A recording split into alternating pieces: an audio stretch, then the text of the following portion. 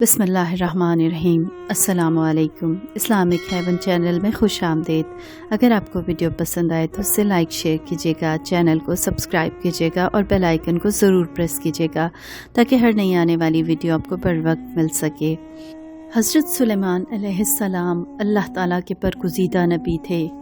اللہ تعالیٰ نے آپ کو آپ کے والد محترم حضرت داؤد علیہ السلام کی طرح بے پناہ علم و حکمت سے نوازا تھا۔ اللہ تعالیٰ کے عطا کردہ علم و حکمت کے ذریعے ہی آپ علیہ السلام مخلوق کے خدا کے درمیان بہترین فیصلے کیا کرتے تھے اور لوگوں کے درمیان انصاف قائم کیا کرتے تھے۔ آپ بچپن میں بھی جو فیصلے کیا کرتے تھے وہ بھی بڑی حکمت سے لبریز ہوا کرتے تھے۔ ایک مرتبہ رات کے وقت کچھ بکریاں ایک شخص کے کھیت میں داخل ہو گئیں۔ اتفاق سے ان بکریوں کے ساتھ کوئی بھی چرانے والا موجود نہ تھا جو ان بکریوں کو کھیت میں داخل ہونے سے روک دیتا۔ وہ بکریاں اس کھیت میں چرنے لگیں اور کھیت کا اچھا خاصا حصہ کھا گئیں۔ جب کھیت والے کو اس کی خبر ہوئی تو وہ یہ مقدمہ لے کر اللہ تعالیٰ کے پیارے نبی حضرت داؤد علیہ السلام کی خدمت میں حاضر ہوا اور انصاف کی فریاد کی۔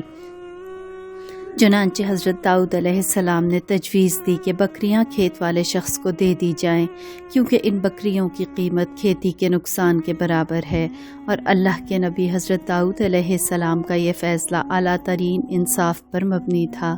لیکن اللہ تعالیٰ نے اس معاملے کا اس سے بھی بہتر حل آپ علیہ السلام کے بیٹے حضرت سلیمان علیہ السلام کو سمجھا دیا تھا۔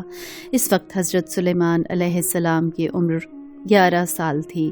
چنانچہ آپ علیہ السلام نے فرمایا، دونوں فریقین کے لیے اس سے زیادہ آسانی کی صورت بھی ہو سکتی ہے۔ حضرت داؤد علیہ السلام نے آپ سے پوچھا وہ صورت بیان کریں۔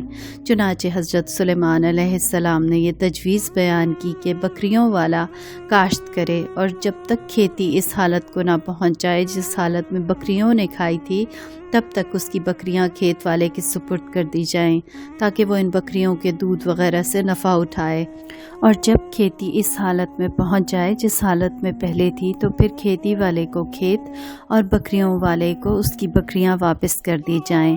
چنانچہ آپ علیہ السلام کی یہ تجویز حضرت داؤد علیہ السلام نے نہایت پسند فرمائی۔